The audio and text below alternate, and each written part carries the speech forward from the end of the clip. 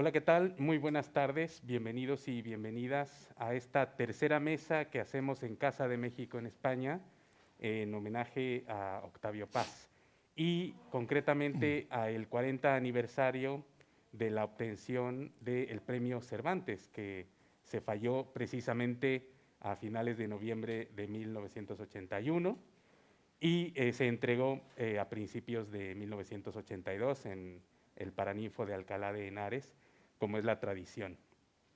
El día de hoy nos honra enormemente contar con uno de los poetas pues, más interesantes en el panorama literario español actual, una persona muy cercana a Octavio Paz, un excelente lector, no solo de Octavio Paz, sino de toda la tradición latinoamericana, sobre la que ha no solo editado, sino también reflexionado y escrito, y en general sobre la tradición literaria universal, porque si hay algo que tiene Juan Malpartida es precisamente una vocación universal, de la misma manera que ocurría con Octavio Paz, con Alfonso Reyes y con muchísimos otros autores con los que se ha sentido y se siente plenamente identificado. Uno de ellos, por cierto, Michel de Montaigne, del cual acaba de publicar, sobre el cual acaba de publicar recientemente un libro.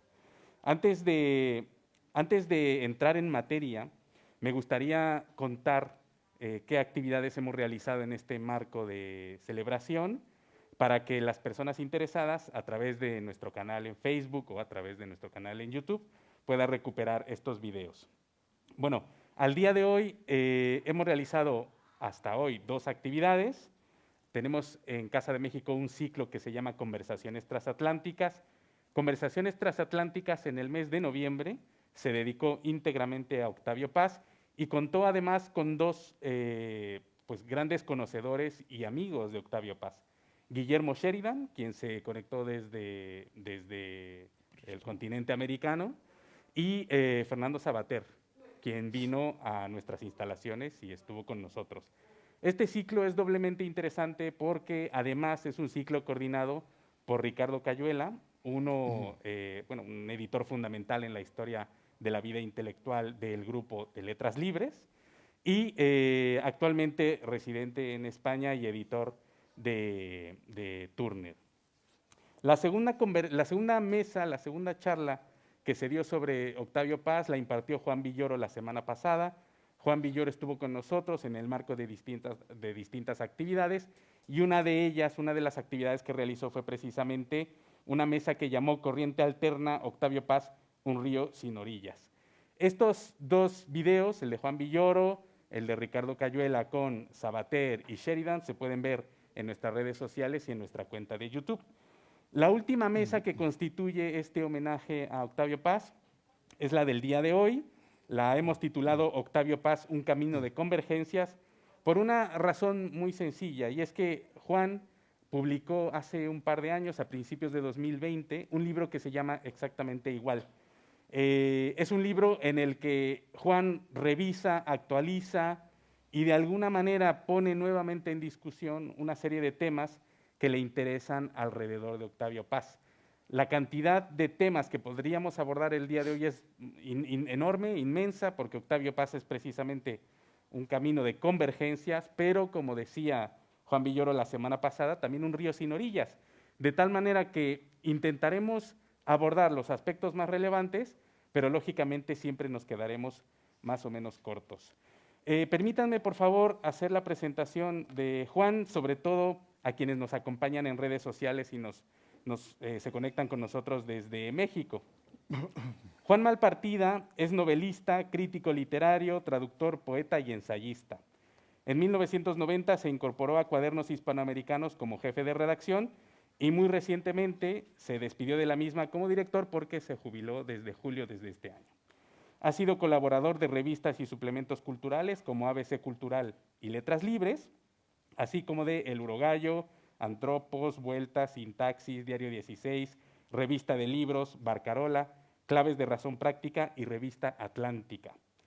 Tiene muchos títulos, pero entre los más recientes se pueden mencionar los siguientes: la compilación de su obra poética en Huellas, Poesía 1990-2012, y Río que vuelve. En ensayo, Antonio Machado, Vida y pensamiento de un poeta, Octavio Paz, Un camino de convergencias, y Mi vecino Montaigne. Y por último, la novela Señora del Mundo. Estas son, lógicamente, las obras más recientes, su bibliografía es enorme. Invito a todas las personas interesadas en acercarse a Octavio Paz, acercarse a la obra que Juan Malpartida ha escrito a propósito de este gran escritor mexicano y desde luego a aproximarse a la obra de Juan Malpartida, que es excepcional.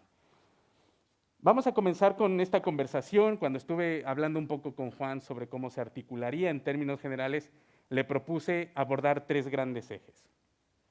El primero es la relación que tuvo Juan con Octavio como lector y como amigo, porque además de ser un gran lector de Octavio Paz, Juan fue sobre todo y ante todo amigo de Octavio Paz, y además en un momento pues muy importante para Octavio Paz, cuando ya estaba completamente consagrado, cuando quizá ya no era tan sencillo acercarse a él, no por otra razón, sino porque probablemente era un gigante ya que imponía muchísima admiración y respeto. Así me lo imagino por lo menos en México, en donde Octavio Paz pues era un gigante.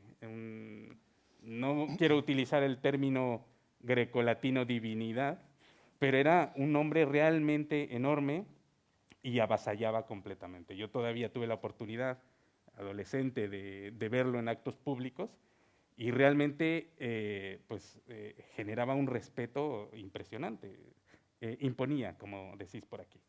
La segunda parte es una parte en la que le propongo a Juan analizar un poco las relaciones que ha habido entre Octavio Paz y España, sobre todo en lo que tiene que ver con la edición de su obra, su lectura y el influjo que ha tenido en algunos poetas de España. Y la última, si acaso nos da tiempo, abordaríamos algunos de los temas que Juan analiza en Octavio Paz, Un camino de convergencias. Esta última parte, si no llegamos a ella, es una parte que está disponible en el libro, que es además un libro de una lectura deliciosa y que os recomendamos ampliamente. Bueno, querido Juan, muchísimas gracias por estar en Casa de México esta tarde. En lo personal, para mí es un gran placer porque no solo te admiro como gran estudioso de la literatura latinoamericana que eres, sino como un gran ensayista y un enorme poeta. Entonces, lo primero que te quiero preguntar, Juan, es, o lo primero que te quiero pedir es que te remontes a ese primer momento en el que cae en tus manos ese libro de la colección Ognos en Marbella y comienzas a leer a Octavio Paz. ¿Qué edad tenías? Entiendo que 18 años, 19. Sí, tendría 18, 19 años. Buenas noches, muchas gracias a Casa de México y a José Carlos, que me va a asediar en preguntas y además ha dibujado una imagen de mí que naturalmente pues ustedes van a pensar pues es mucho más tonto de lo que lo ha dibujado José Carlos, porque es muy generoso en su presentación. No así, naturalmente, de lo que ha dicho de Octavio Paz, que sin duda alguna, no sé si la palabra gigante es un término que venga bien a los seres humanos, pero lo que sí es evidente, yo creo, es que ha sido, y por lo tanto es porque es un escritor, uno de los grandes escritores de todos los tiempos, ¿no? Y además fue una persona que por su presencia dialogadora, discutidora, penetrante en el mundo, pues activo en la sociedad, pues fue uno de los grandes interlocutores del siglo XX, tanto para América Latina como para Europa. Y no solamente para Europa, ¿no? Porque es un hombre que tuvo presencia en Oriente, en India, en Japón, en otros sitios. La pregunta sobre la cosa primitiva, sobre cuándo comencé a leerlo. Pues sí, yo tendría unos 19 años y cayó en mis manos, creo que por casualidad, porque yo creo que yo iba buscando un libro que tenía otra O en el título, que no era Octavio Paz, sino Otero. No sé cómo, en fin, dije, en fin, me gustó la centena. Yo creo que no había oído, tal vez sí, había oído su nombre en una revista que se llamaba Camp del Arpa, que se editaba en Barcelona por los años 72, 73, y que prestaba mucha atención a la poesía hispanoamericana, ¿no? Allí, por ejemplo, vi por primera vez el nombre de Alejandra Pizarnik, ¿no? Una poeta excelente argentina, pero también Enrique Molina, Lezama Lima y otros. Se le prestaba bastante atención a la poesía hispanoamericana y es muy probable que el nombre de Paz ya apareciera en Candelarpa. Bueno, esta antología, que son 100 poemas, pero se llama La Centena, concluye con un poema muy extenso, un poema de 570 y tantos versos, en decasílabos, que se llama Piedra de Sol, un poema que publicó Octavio Paz en 1957. Paz nació en el año 14. Era ya una persona, un escritor, un lector, un hombre, sin duda alguna, maduro. Bueno, escribió uno de los poemas extensos más importantes de nuestra lengua. José Emilio Pacheco decía que había salido una edición enumerada y firmada, muy pequeña, de 200 y pico ejemplares. Y José Emilio Pacheco, yo creo que citando a alguien, pero le dijo que tenía 3 ejemplares de esa plaqueta, ¿no?, de Piedra de Sol. Uno para leer, otro para releer y otro para ser enterrado con él, ¿no? Bueno, gran homenaje, ¿verdad?, a ese. Y otro escritor español, mexicano, Tomás Segovia, gran ensayista, un gran poeta, que estuvo vinculado a la primera etapa no de Vuelta, sino de Plural, que es la primera parte de los 2 proyectos de revista de Paz de Maduro, no cuando era joven, sino ya cuando vuelve de India, es Plural, y luego la continuación, ya de manera muy independiente, sin depender del periódico Excelsior, es Vuelta. Y Tomás Segovia estuvo vinculado a la primera parte a Plural. Y Tomás Segovia también, cuando salió Piedra del Sol, escribió un ensayo muy bonito, muy penetrante sobre... Bueno, para mí, yo había leído ya mucha poesía española, pero también mucha poesía, sobre todo para la edad que yo tenía, hispanoamericana. Había leído mucho, por ejemplo, a Pablo Neruda, ¿no? Y además, como estaba prohibido en gran parte, pues todavía eso le creaba un aliciente, como todo lo prohibido, pues mayor, ¿no? Entonces yo iba a una librería de Málaga, se llama Prometeo, además con ese nombre tan importante para ese periodo, sobre todo de la historia de España, que todavía vivía Franco, vivíamos una dictadura, y tenía una parte donde, cuando ya tenías confianza, podías entrar y ver los libros que había, y ahí compraba, por ejemplo, pues eso, algunos libros de Neruda, como el Canto General, o también la antología rota, ¿qué fue el nombre? La antología rota del poeta español exiliado León Felipe en México, ¿no? Y que también estaba prohibida porque tenía algunos poemas muy, bueno, de toma de postura y eso.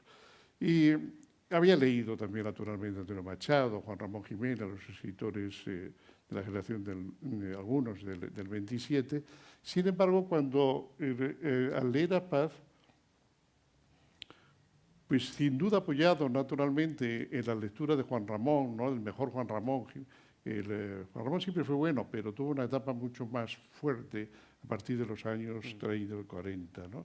Dios deseado y deseante, espacio, tiempo, en fin, todos esos poemas que escribe ya en su exilio, ¿no?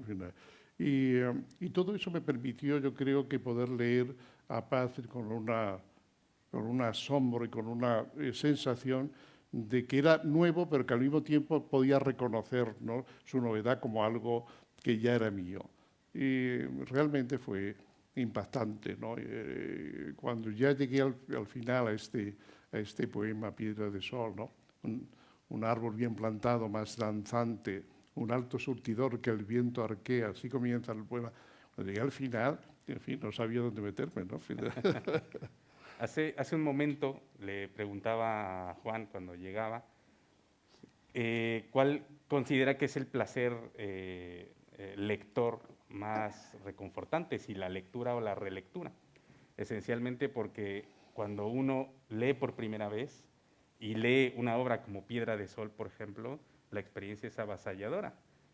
Y probablemente, es una suposición, especulo, en la relectura esa experiencia ya se vuelve más intelectual y te permite ir analizando cada una de las piezas con una delectación más abstracta, ¿no? Menos emotiva. No sé si estarás de acuerdo o no con esto, esencialmente porque Piedra de Sol es una experiencia radicalmente distinta cada vez que se lee. Bueno, digamos que eso es lo que un gran poema puede propiciar. Pero también un poema no existe solo, ¿no? Es como una partitura, en cierto modo. No del todo, pero en fin, es como una partitura. Hay que interpretarlo, hay que leerlo. No, uno puede haber leído una obra de Shakespeare o un poema de Milton o de Juan Ramón en un momento dado y sentir realmente que ese poema se pone en pie y 3 meses después aquello pues no, en fin, no funciona o no funciona del todo, está un poco, suena mal, hay instrumentos desafinados. Pero no tanto, no suele ser el poema, lo que falla es el lector. O sea, la dificultad es encontrar de nuevo el lector en uno mismo que pueda afrontar una lectura potente, ¿no? No siempre se puede estar leyendo las grandes obras un día tras otro y tener...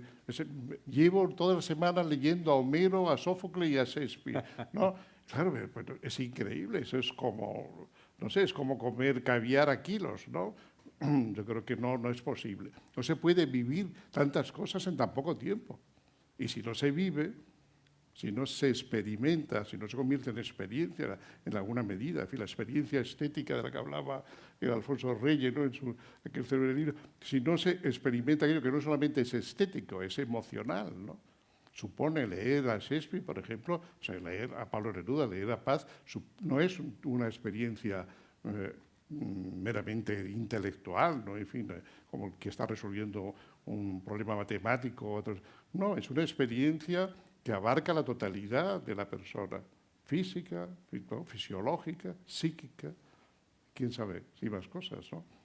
Eso no es posible hacerlo de manera continuada. Eso se convierte en una rutina y la obra está ahí, pero nosotros nos hemos salido y probablemente la obra ha dejado no la podemos leer. Entonces, releer también es un acto también al que hay que, entre comillas, ¿no? Es decir, hay que comenzar de nuevo como el que oye una música, ¿no? Entrando desde el principio y hasta el final, ¿no? Hasta que acaba el poema, la obra de teatro o la novela. Una vez sabido todo lo que sepamos, tenemos que olvidar y volver a experimentar. Toda lectura es un acto de presentización, de poner en pie, yo diría que en pie y en piel, ¿no? la obra. Esto último que dices me parece muy interesante por 2 razones. Octavio Paz ya está plenamente ubicado en lo que llamamos un clásico. El gran problema para las nuevas generaciones con los clásicos es precisamente que a veces los avasalla la posibilidad de acercarse a estas obras. Esta manera de acercarse me parece una manera interesante, es decir, con toda no sé si llama la ingenuidad, pero sí predisposición para que, bueno, el lector se deje conducir sin avasallarse o asustarse, retraerse o pensar que no va a entender, ¿no? Creo que es una buena manera de invitar a leer a Octavio Paz a quienes todavía no se han acercado a las grandes obras. Yo creo que con los poetas, con los autores teatrales, con los novelistas, con los cuentistas, uno no debe asustarse. Yo sí diría, bueno, si uno tiene la fenología del espíritu de Hegel, tienes 16 años, 17, y te lo depositan, en fin, así en la mano, pues yo me echaría un poco a temblar, ¿no? En fin, ¿qué va a pasar ahí, ¿no? ¿Qué va a pasar? En fin. Pero yo creo que no, que yo creo que algo de ingenuidad es necesario en primer lugar, porque tenemos que concederle, ¿no? A toda obra tenemos que concederle un principio de creencia, de fe, en definitiva. Sin eso es imposible, ¿no? En los cuentos, de cualquier cuento maravilloso, de los cuentos tradicionales, sí, La Reina de las Nieves mismo, ¿no? Que ese cuento maravilloso. Tú tienes que creer al principio que ese espejo mágico, ¿no? endemoniado que se va a romper, tienes que creértelo. Yo, como lector, me lo creo. Igual que me creo una película cuando está bien hecha y me creo las emociones de lo que ahí está pasando y siento algunas perturbaciones, ¿no?, emocionales y de otro tipo de orden, ¿no?, del imaginario. Sin eso, sin la capacidad de imaginación que tiene un elemento necesario de ingenuidad, no hay obra que resista por muy clásico o genio que sea. Homero se queda durmiendo y roncando y uno probablemente también, ¿no? Bien, está ese primer descubrimiento de Octavio Paz, pero después, en París, encuentras Blanco. Sí. Y después vienen más cosas. Sí. Yo me atrevería a decir, pues, un torrente de obra de ensayo, de obra de análisis político, de obra de análisis de artes plásticas. Vas leyendo con mayor profundidad Octavio Paz, te engancha y lo lees con el mayor detenimiento posible. ¿Sabes? Yo casi al mismo tiempo que La Centenal leí un libro de ensayo suyo que se llama El arco y la lira, ¿no?, que trata sobre la poesía, sobre el fenómeno de la poesía, ¿no? Es uno de los libros más hermosos, ¿no?, que se ha escrito en esa lengua, junto con algunas cosas de Lezama Lima, con algunas cosas de Borges, otras de José Ángel Valente, entre nosotros, en fin, creo que son de las cosas más hermosas que se ha escrito Alfonso Reyes también, en la experiencia literaria de Slinde, ¿no?, también otro de los libros maduros de Alfonso Reyes. Yo creo que son de las cosas más hermosas que se han escrito sobre la poesía, ¿no?, El arco y la lira, libro que la desveló durante mucho tiempo a Paz, hasta que logró escribirlo. Era una época suya conflictiva personalmente, por su matrimonio, por sus transiciones también internas.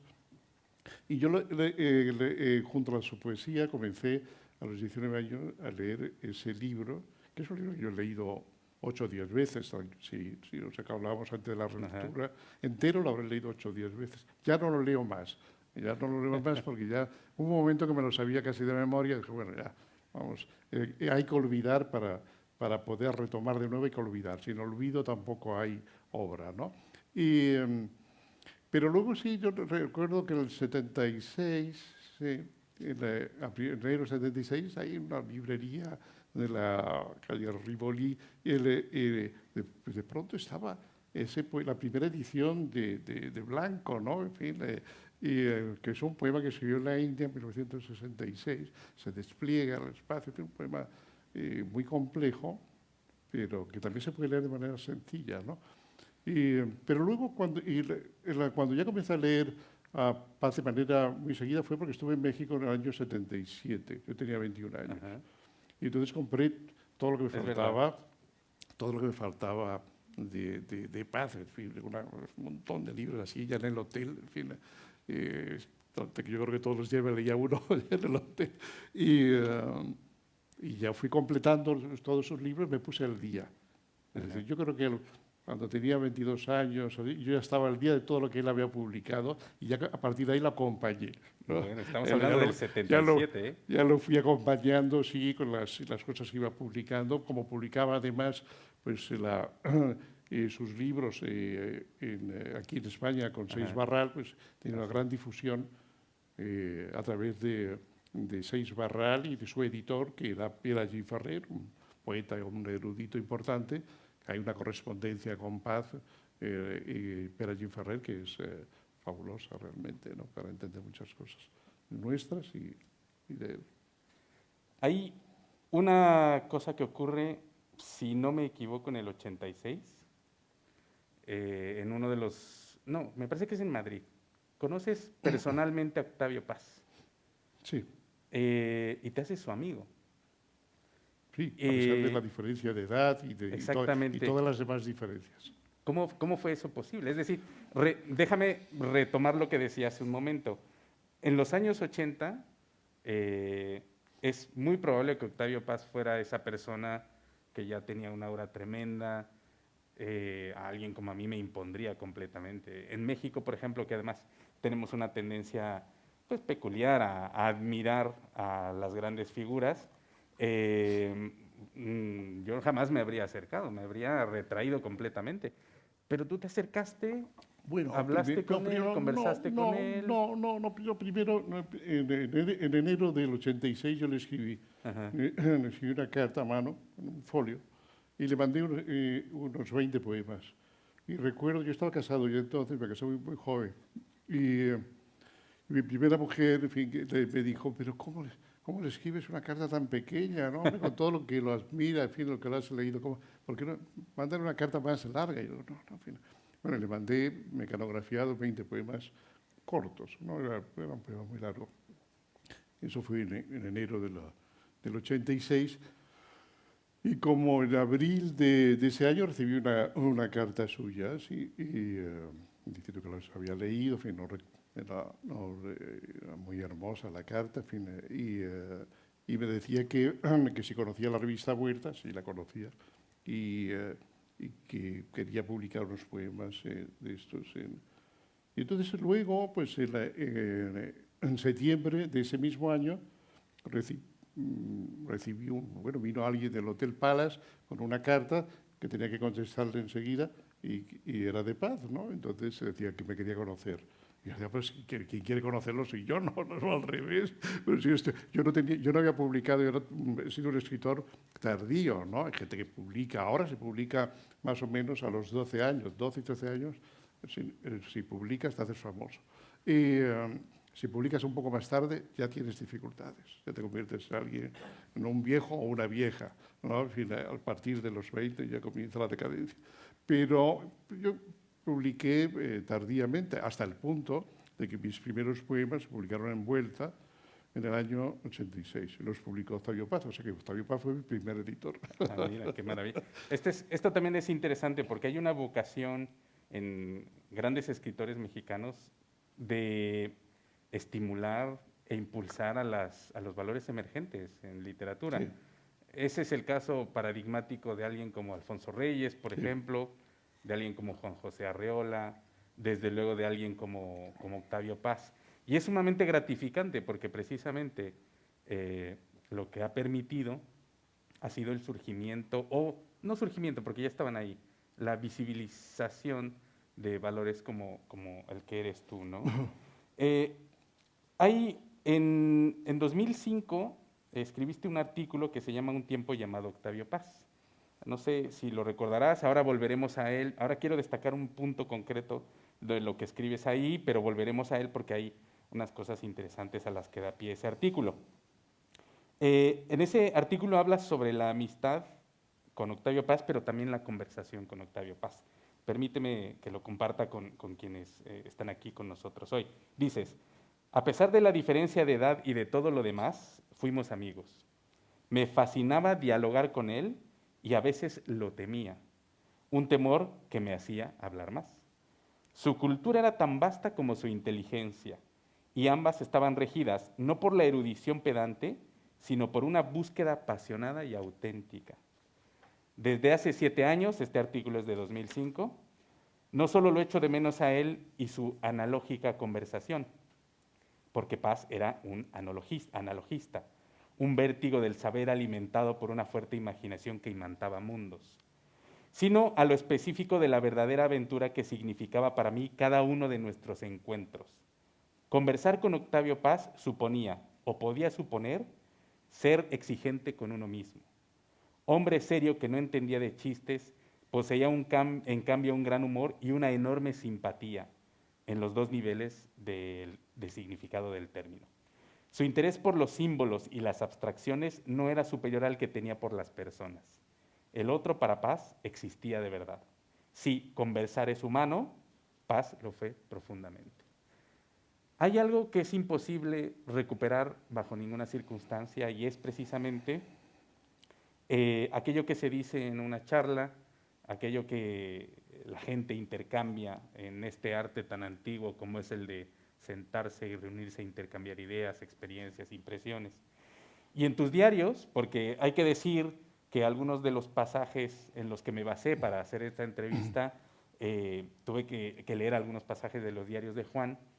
En tus diarios transmites perfectamente esas atmósferas que no hay manera de recoger en ningún otro documento, porque es palabra viva que se desvanece tan pronto se se pasa al otro.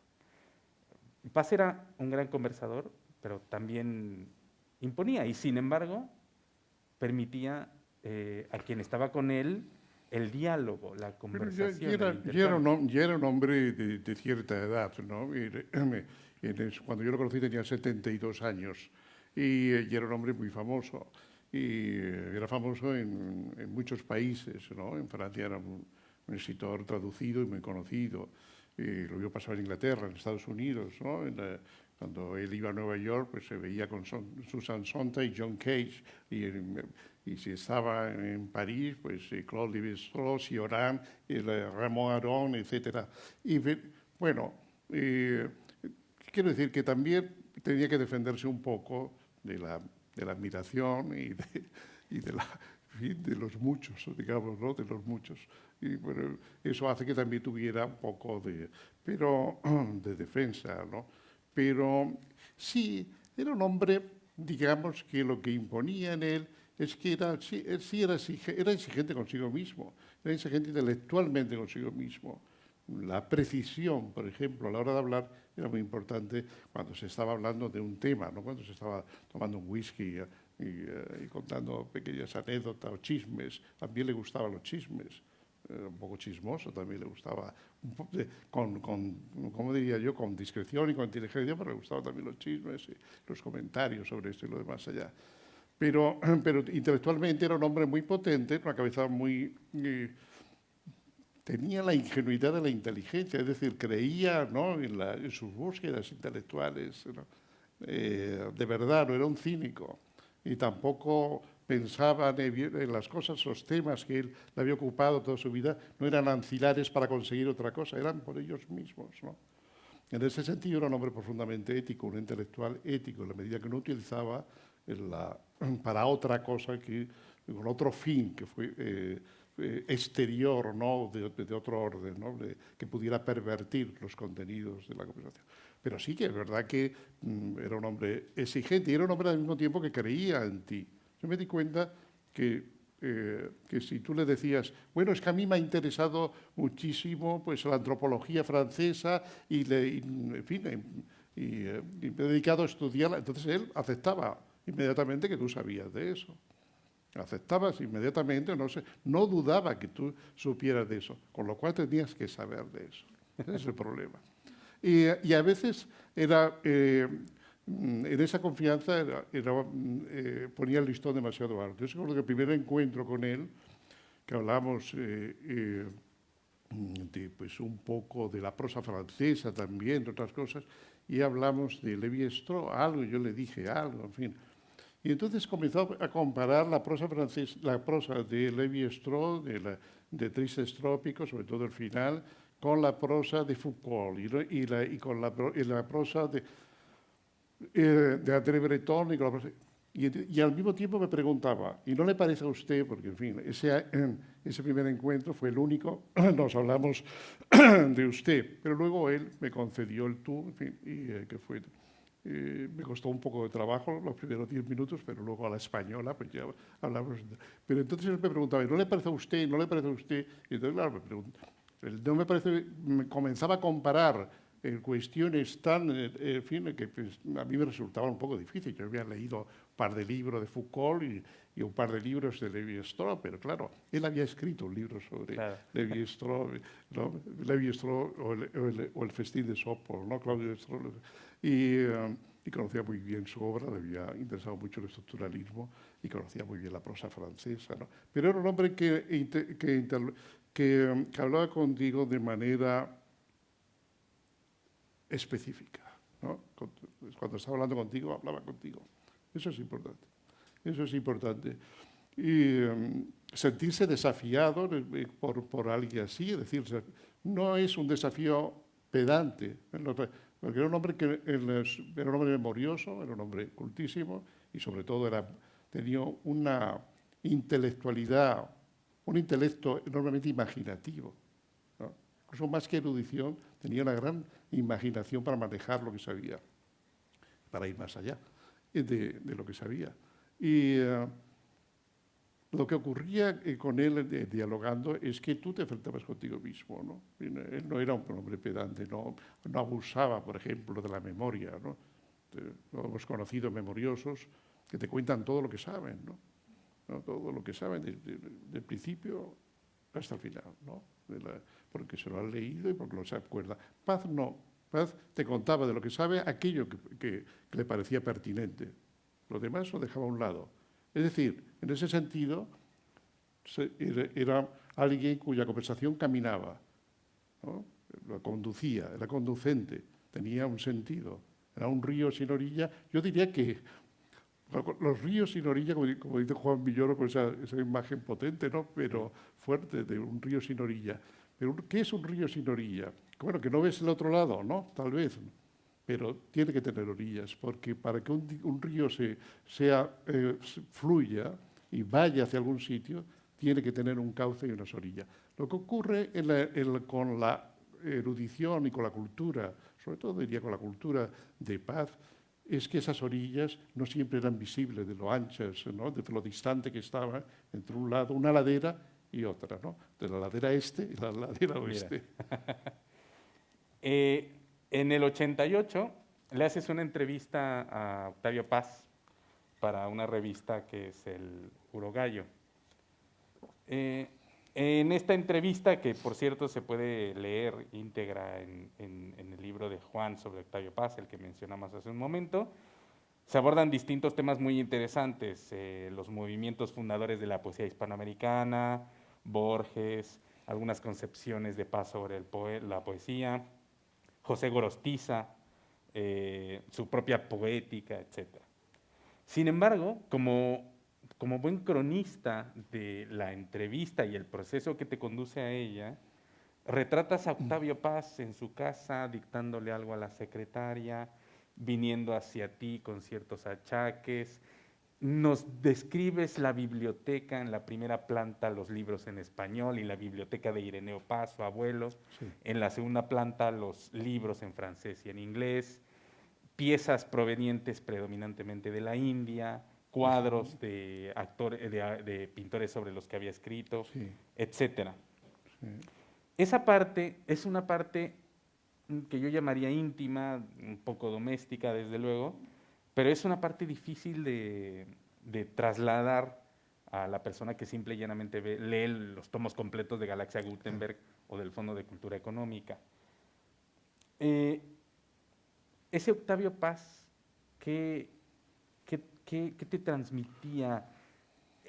¿Qué es lo que podías ver en esa biblioteca, en esa manera de trabajar, en esas piezas de la India o de Asia? Bueno, en primer lugar, claro, la curiosidad. En fin, yo aprovechaba ese ratito que llegué quizá un poco antes, o él estaba terminando, y tenía una secretaria por horas, no que trabajar.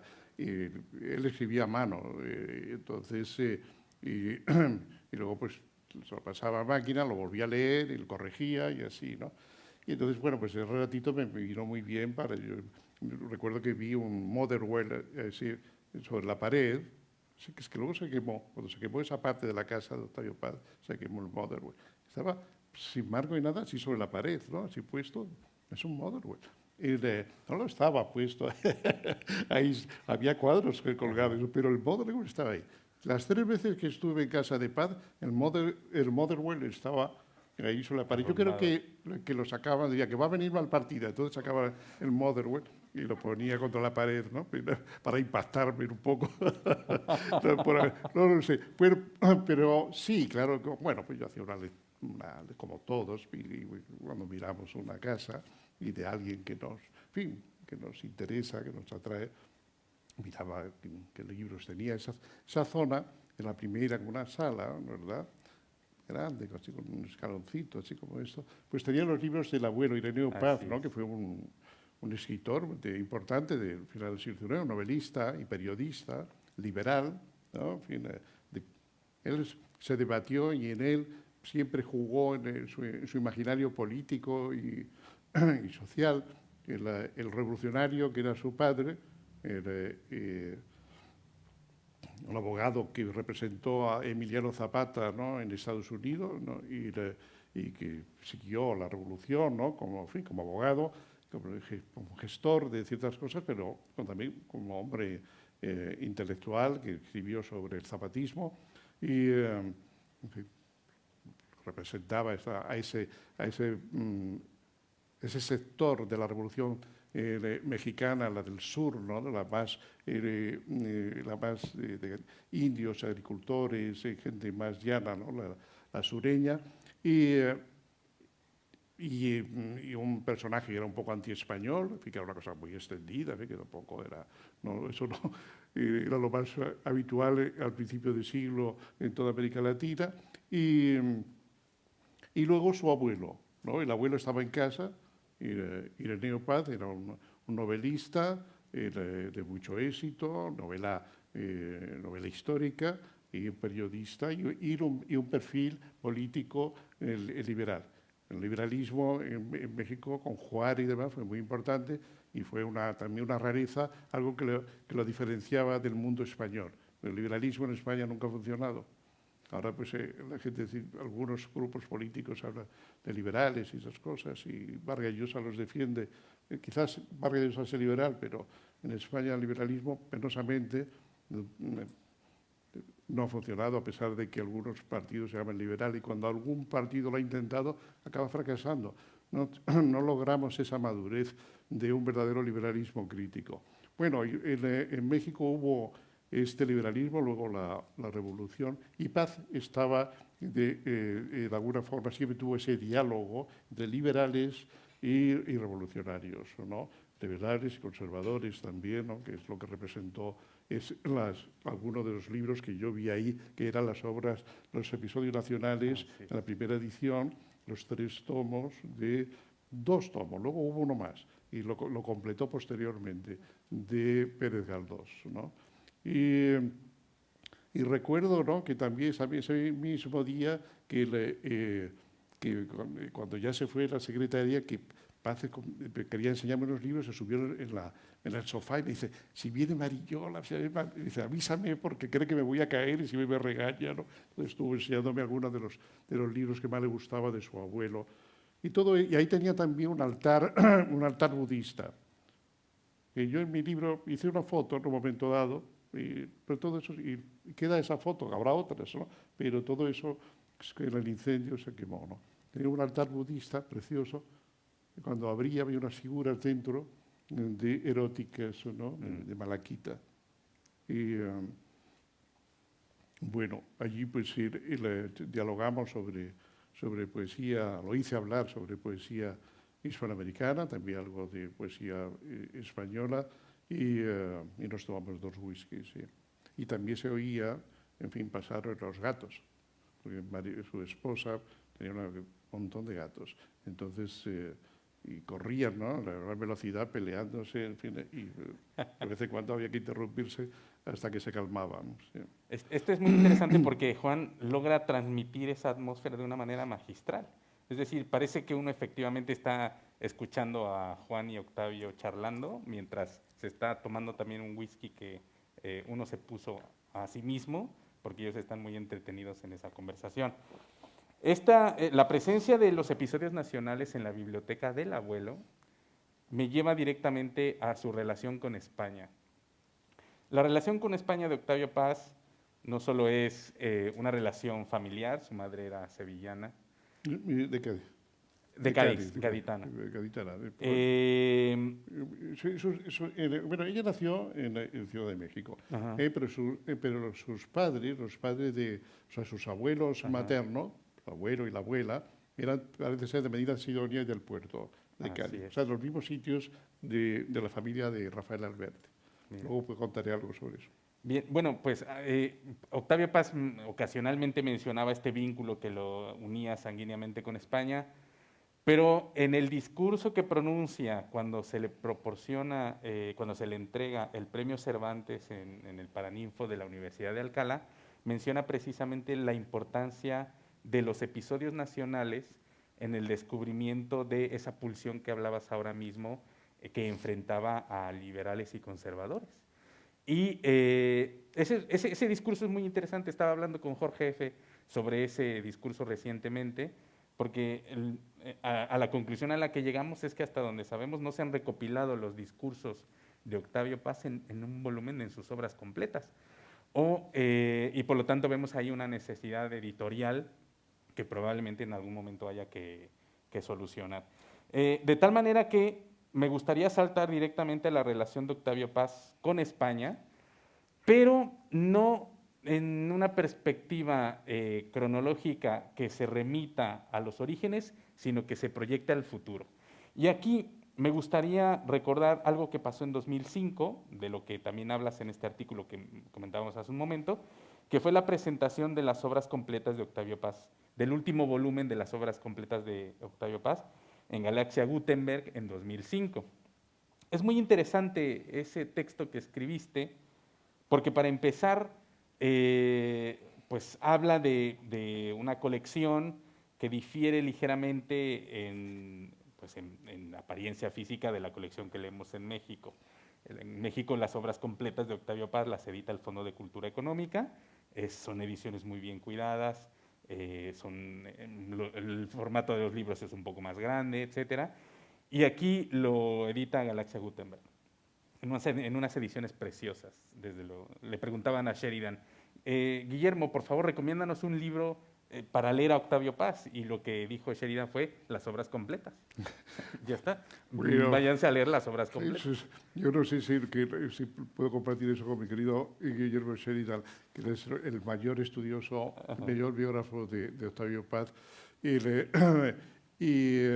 porque eso echa para atrás a cualquiera. Las obras completas de Pío Baroja, o las obras completas de Mircea Eliade, o las obras completas, y sobre todo para la gente joven, acaban haciendo de un escritor realmente un clásico, es decir, un escritor al que no hay que leer, ¿no? Porque los clásicos pensamos que ya lo hemos leído y por lo tanto están en vena, ¿no? Como las vacunas que nos ponemos y ya no lo leemos, ¿no? Yo amo las ediciones de los libros uno por uno. Por ejemplo, hay una edición del Círculo de Lectores de Valle Inclán, libro por libro, ¿no? Los 30 y tantos. Es maravilloso eso, ¿no? Porque puedes leer un libro, puedes leer La llama doble o puedes leer conjunciones y disyunciones, así, en un librito así. Pero si coges un volumen que tiene 1800 páginas, aparte que pesa, se te echa demasiado encima, demasiadas cosas. Yo estoy a favor de la dosificación. Bien, en esta presentación, la nómina de personas que participaron es sumamente interesante. Rápidamente, y además omitiendo probablemente algunos nombres, Juan Goytisolo, Gonzalo Rojas, Tomás Segovia, Aurelio Major, César Antonio Molina y desde luego Juan Malpartida, por decir solo algunos nombres, ¿no? En el Círculo de Lectores, sí. Efectivamente. Sí, Félix de Azúa, por ejemplo, también estaba. Sí. Bien, bueno, pues en ese texto en donde... Vargas Llosa estaba en el público. Mira, Vargas Llosa incluso. Sí. En el texto en el que das cuenta de esta actividad, escribes algo que pues me lleva directamente a los temas que aborda Octavio Paz y a la diversidad de los temas y los intereses que tenía él. Leo literalmente, hay que decirlo claro, la variedad, profundidad, belleza y unidad de la obra de Paz es única en toda la literatura de lengua española del siglo XX. Esto no lo hace mejor que Borges, Neruda, Lorca o Antonio Machado, porque a cierto nivel de creatividad hablar de medidas supone una actitud deportiva o cicatera que poco tiene que ver con la verdadera dimensión de la imaginación. Paz no supera a los grandes poetas, es uno de ellos. Pero su mundo intelectual y la capacidad de diálogo altamente inteligente relativo a aspectos culturales que abarcan la poesía occidental, la japonesa, la política del siglo XX, la estética y el mundo barrocos, cientos de asuntos importantes de la cultura mexicana, aspectos de la antropología estructural, el budismo, la idea del amor, la pintura moderna. No un catálogo, sino mundos que se inmantan, que se reflejan, a veces para negarse, otras para afirmarse en la negación. Mundos a la búsqueda de significado, o mejor dicho, de sentido, sea este una fugacidad suficiente o la perfección de lo finito. qué gran obra si hubiera lectores. Bien dicho. La pregunta que yo te hago, por lo tanto, es, frente a este universo de diversidad de intereses, ¿hay ausencia de lectores?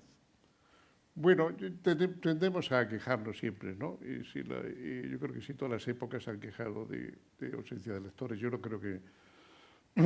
Pues yo creo que ha habido épocas en que eso no ha importado, no se le ha ocurrido a nadie, ¿no? O importaba menos. Entonces fue porque el mundo alfabetizado era pequeño y casi se conocían los que sabían leer. Yo creo que sí, o sea, que siempre hay carencia de lectores, ¿verdad? Y de lectores jóvenes, ¿no? Que creo que es donde radica no la importancia, pero me parece fundamental, ¿no? Que los jóvenes lean. No solamente que lean en un móvil, en una tableta, en fin, unos textos más o menos pequeños de información y para orientarse y obtener algunos datos, sino leer un libro, leer algo, ¿no? En papel.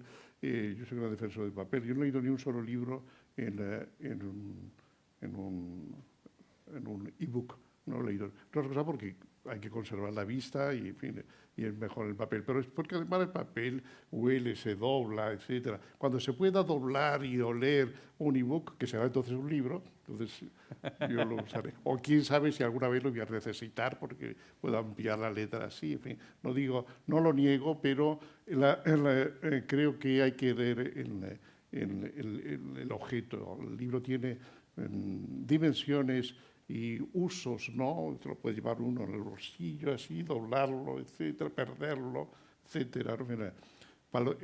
Hacer dibujitos en los márgenes y que se queden ahí, dar la vuelta al papel, lo ves. Tiene muchas posibilidades un libro que acompaña la lectura. Pero yo sí creo que se lee poco, claro, sobre todo en España, leemos muy poco, las ventas. No es ya las ventas de los libros, hay veces que se venden muchas ediciones de un libro, por ejemplo, de Arzuaga, de La Evolución, 20.000 volúmenes. Ojalá lo lean. Yo he leído los libros de Arzuaga, me interesa mucho las ciencias y la paleoantropología, la arqueología y todo lo relacionado con la Atapuerca. Pero la venta de los libros, la lectura, no son paralelas, no tienen nada que ver. Se compran libros que luego no se leen, simplemente se regala. Es que el índice de lectura en España, por ejemplo, de ensayo, es bajo. Y ahora ya no se lee poesía, ¿no? Y eso, poesía se dé en prosa o se dé, en fin, no tiene por qué ser en verso, ¿no? En fin, intensidad literaria, en definitiva, verbal. No se lee apenas, ¿no? Y eso a la larga es una carencia muy grande en el espíritu humano.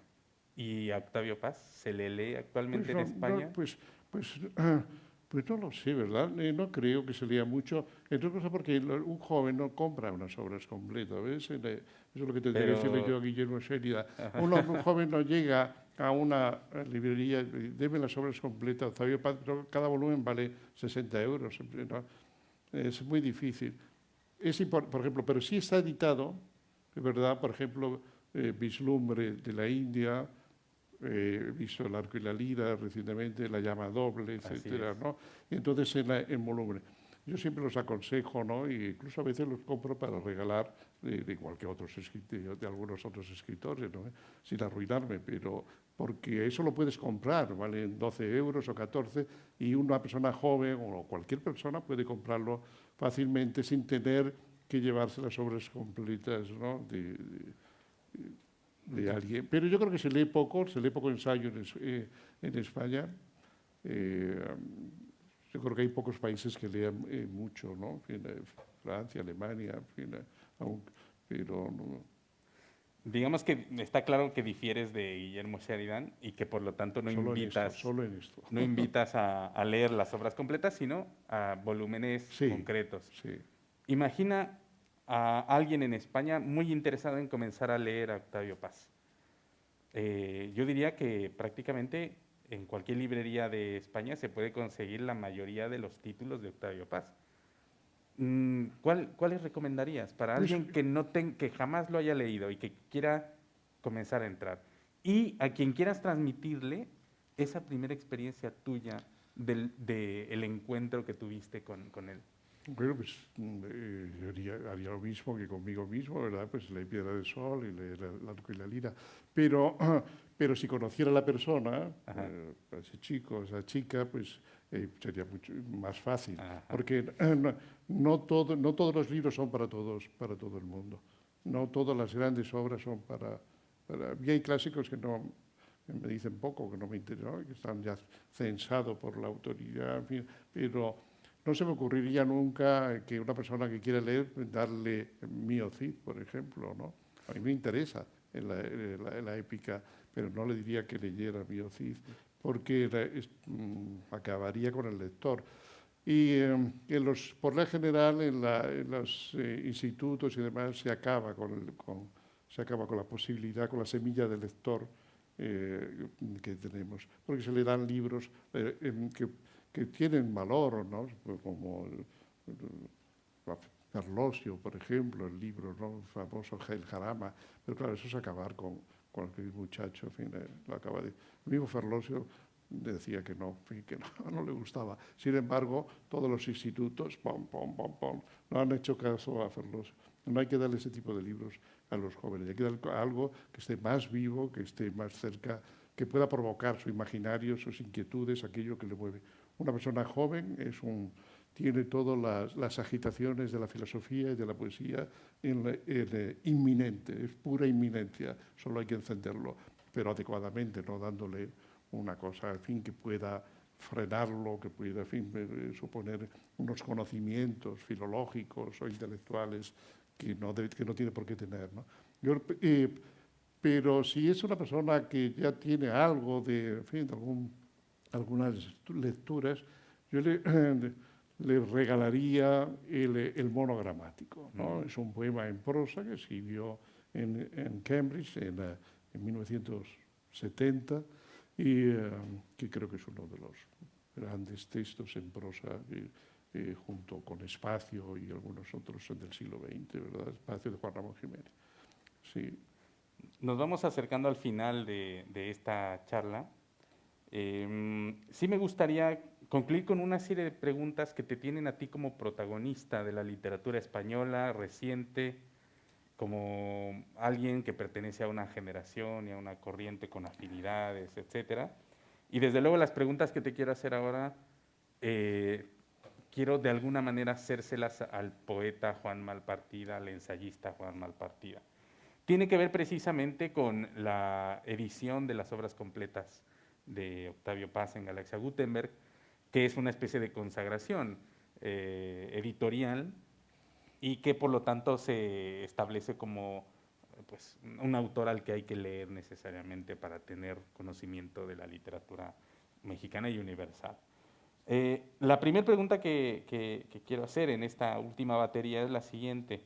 Desde tu punto de vista, esencialmente como poeta y ensayista, ¿cuál ha sido y cuál es la recepción de la obra de Octavio Paz en España? Bueno, tuvo una cierta influencia en algunos aspectos tangenciales en Benjamin Ferrer, ¿verdad? En Andrés Sánchez Robaina, por ejemplo. No quiero contar porque siempre se queda uno con nombres fuera y luego pues es un poco molesto no mencionarlos. Eh, eh, Pero la poesía española de mi generación, digamos que han leído por lo general en otras fuentes. Hay dos o tres poetas notables, dos de ellos lo acabo de mencionar, que han sido lectores y en fin, estudiosos de la obra de Paz y en fin, lectores activos de su poesía. Pero la poesía de Paz no ha tenido mucha influencia en España. No sé por qué razón, tampoco a veces el pensamiento, ¿no? Poético, eh, un poco de flojera, ¿no? En fin, intelectual, Yo siempre he defendido que en la universidad se estudiara el arco y la lira, y la verdad es que ya hay muchísimas universidades españolas donde se estudia. Yo creo que eso ha sido muy importante para clarificar algunas cosas. Pero ha habido una tendencia más inspirada por la tradición de José Ángel Valente, grandísimo poeta y un teórico notable, sobre todo en su propia poética, ¿no? Más bien, ¿no? Pero uno de los poetas más interesantes de la segunda mitad del siglo en lengua española. Y otra vertiente, la de Jaime Gil de Viedma, ¿no? Un poeta más, como una obra más pequeña, inteligentísimo, hay que leer sus pequeño grupo de ensayos, ¿no? que escribió, muy inteligente, muy penetrante, en la línea de Oden, ¿no? Sobre todo. Por ejemplo, Oden ha influido más, en cierto modo, siendo un poeta inglés, ¿no? De lengua inglesa, en algunos poetas que Paz, ¿no? Y eso, en fin, me apena un poco. Luego su pensamiento político, filosófico, etcétera, ha influido más, ¿no? Hay mucho más pensadores, ensayistas, politólogos, historiadores de la literatura, su libro también sobre Sor Juana, en estudiosos del mundo hindú, por ejemplo, pues, Conjunciones y Disyunciones, ¿no? Fue un libro muy importante, ¿no? Para el mundo hispánico, ¿no? En fin, realmente, ¿no?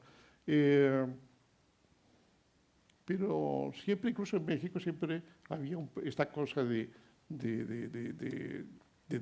estar a la defensiva, ¿no? Un poco, ¿no?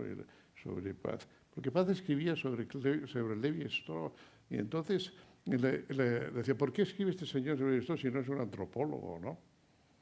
Bueno, hizo una lectura impresionante, ¿no? Sobre el problema del significado y la significación, qué significa la significación, ¿no? En fin, la tautología, hizo una crítica de la tautología del estructuralismo, ¿no? Y de Lévi-Strauss y del estructuralismo en general, enormemente penetrante, ¿no? Que ahorraba muchas lecturas, ¿no? De pedantes que se han hecho, ¿no? Universitarias y no universitarias. Pero le ha costado lo suyo, a pesar de su fama, de que sea leído por el mundo universitario. Porque el mundo universitario ama mucho las jergas. Les encanta que le dé una serie de frases y de conceptos un poco pedantes, ¿no? Un poco que si el tiempo líquido, en fin, todas esas cosas. Eso es o al estilo de Derrida. Pero escritores como George Steiner, ¿no? En fin, o Octavio Paz, que son dos monstruos en el sentido etimológico de pensamiento literario, ¿no? Y de intérprete de lo literario del siglo XX, pues han tenido muchas dificultades porque tienen pocas notas a pie de página. Lo que le gusta al mundo universitario es que el texto sea así y todo lo demás sean notas, ¿no? Y eso, pues en los libros de George Steiner, por ejemplo, hay libros suyos, Presencia Real, que deben tener 20 notas y tiene 350 páginas, ¿no? Por cierto, cuando escribía Paz este hermosísimo libro, el monogramático, que lo escribió por un encargo, ¿no? Para la colección Esquira, se llamaba Los Senderos de la Creación, donde Roland Barthes tenía su libro sobre Japón, y Paz escribió situado en la India, en las afueras de Delhi. Durante ese tiempo dialogaba muchísimo con George Steiner, ¿no? En fin, horas y horas y horas, los dos. Yo recuerdo que María Josef, la mujer de Paz, me lo contaba ya muerto Paz, me decía, yo los dejaba porque ya me aburría, ¿no? Los dejaba y yo seguía medianoche, ¿no? Conversando. Qué bueno sería, ¿no? Que alguien pudiera haber anotado esas conversaciones, ¿no? Que eso es algo muy propio de por ejemplo, la literatura francesa, la literatura inglesa, que alguien cuando se va a su casa después de una conversación interesante, valiosa, toma nota de ella, la apunta. Tú imagínate si alguien hubiera notado un poco más las conversaciones, como hizo, por ejemplo, Bioy Casares con Borges, ¿no? Bioy Casares, en su diario, decía, ha venido Borges a cenar, y iba a cenar todos los días. Y las dos cenaba muchísimo. Y entonces, pero apuntaba, y siempre con el mismo estilo tan certero de Bioy Casares, las conversaciones con Borges. Cuando se ha recogido todas, vino Giorgi a cenar, cuando se ha recogido esas páginas son 1.300 páginas de lo que dijo Borges. Eso es un monumento, bueno, es obvio, ¿no? De un genio como Borges, pues parecido a lo que el testimonio de Boswell en Inglaterra sobre el Dr. Johnson, ¿no? Una de las obras cumbres del siglo XVIII, final del siglo XVIII. Así es. Bueno, la necesidad de testimoniar, ¿no? de dar cuenta de las conversaciones es fundamental para una cultura. Y nosotros, en ese sentido, ahora hay más diarios, ¿no? Hay un montón de escritores que ya tienen el hábito de dedicar un rato de su tiempo a anotar algo que le parece memorable o que puede, en alguna medida, ser rescatado, digno de ser fijado, ¿no? Yo me arrepiento de no haber apuntado lo suficiente, ¿no? De las conversaciones con Paz, pero bueno, en mis diarios algo he dejado con el fin de que la voz, el tono, que encontramos muchas veces en las entrevistas, pero no todo se dice en las entrevistas. Hay muchos aspectos, ¿no? Improvisados, más personales, etcétera, que es importante fijarlos, ¿no? Y para eso la tradición del diarismo, que yo reivindico, es muy importante. Pero no el diario solamente de la cosa, en fin, de mirarse hacia adentro, ahí como un adolescente, sino de testimoniar, ¿no? Las cosas. Yo recuerdo que José Luis de Vilallonga, que fue un dandy y demás, pero fue sobre todo un grandísimo escritor, bueno, un gran escritor. Y tiene 4 volúmenes de memoria, los 3 primeros son impresionantemente buenos. Bueno, cuando él tenía 12 años, José Luis Vilallonga le dijo a su abuela, quiero darte un consejo, y es que siempre que tengas una conversación que te parezca valiosa con alguien, cuando te vayas a tu cuarto, tomes nota de ella. Entonces, toma este cuaderno, ¿no? Entonces, pues muchas gracias, abuela. Entonces, dice, y esa noche apunté lo siguiente, mi abuela me dijo...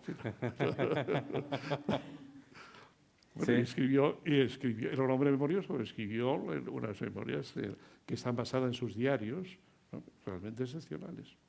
Pues quien quiera acercarse a Octavio Paz, recuperar esa atmósfera que se da solo en los momentos de cierta intimidad, de cierta fraternidad, de cierta confianza, sin duda en las páginas de Juan puede encontrar un tesoro muy interesante. Última pregunta, comentario para terminar. A principios de 2020 publicaste Octavio Paz, Un camino de convergencias. Me gustaría que nos cuentes, ya de alguna manera hemos apuntado algunos elementos que lo caracterizan, me gustaría que nos cuentes cuál fue la motivación del libro, cómo surge, por qué razón en ese momento, pues que nos digas si vamos a esperar todavía más libros sobre Octavio Paz. ¿Hay alguna línea concreta que quieras desarrollar en algún momento? Sí. ¿Estás escribiendo algo ahora? A mí me hubiera gustado escribir un gran libro sobre Octavio Paz y entonces escribí este. En fin, dijo, me conformo. Bueno. Pero mi aspiración hubiera sido escribirlo, pero me di cuenta que no podía y que incluso a lo mejor no me iba a sentar bien el intentarlo. Pero bueno, hay muchos que están haciendo parte de ese libro, ¿no? Algunos al menos de ese libro. Algunos, yo sé, pues Jacques Lafalle, por ejemplo, publicó un libro que está publicado en el Fondo de Cultura Económica, aunque está en un español un poco que merecía haberse corregido, en fin, pero hay cosas ahí muy valiosas, los libros de Guillermo Sheridan, de Christopher Dominic Michael, el libro de Enrique Krause sobre la dimensión política, hay Alberto Ruiz Sánchez, en fin, se ha escrito, y en el mundo francés también, en fin, cosas valiosas. A mí, sí, yo soñé en escribir así como, ¿verdad? Pero me di cuenta de que es muy difícil abarcar la complejidad de Paz. Entonces, mostrar al menos un fragmento, una orilla de ese río sin Sin orilla, orilla. mostrar una orilla de ese río, es lo que intenté en ese librito sobre Paz, que es también fundamentalmente un acto de agradecimiento, ¿no? De decir gracias, ¿no? Gracias a, yo creo que toda lectura suscita o debe suscitar, tanto en la crítica como, en fin, como en la conversación, un sentimiento de agradecimiento. Yo estoy muy agradecido de los libros que he leído con placer, que me han hecho a mí mismo, y entre ellos ocupa un espacio muy importante los libros de Octavio Paz. Así que mi libro es un acto de agradecimiento. Muy bien. Y bueno, yo creo que tu libro ilumina muchas partes de la obra de Octavio Paz. En lo personal lo he disfrutado muchísimo. Yo invito a quienes nos acompañan ahora, a quienes nos siguen en redes, que exploren este libro, porque es un libro importante que nos transmite la visión de un autor español de finales del siglo XX, principios del siglo XXI, y nos permite encontrar un ángulo pues, que enriquece la interpretación alrededor de este río sin orillas, con algunas orillas en este caso. Me gustaría saber si alguien del público que nos acompaña esta noche tiene alguna pregunta, algún comentario. Antes que nada, por cierto, a quienes están en Casa de México esta noche, muchísimas gracias por acompañarnos. Quiere decir que sin duda son o están muy interesados en Octavio Paz o adoran a Octavio Paz, porque el clima de esta tarde, noche en Madrid no es precisamente para salir a la calle, exponerse a las temperaturas que hay ahora ahí afuera y subir a una segunda planta y desde luego venir con Juan, pero pues aquí un servidor tampoco pinta mucho. Entonces, muchísimas gracias y si hay alguna pregunta, algún comentario, estaríamos encantados en escucharlas. Pues, lógicamente Juan respondería a cualquier pregunta. Y si no la hay, que parece que no la hay, muchísimas gracias por habernos acompañado aquí esta noche. Los invito a leer a Octavio Paz y también a Juan Malpartida. Muchas gracias, Juan.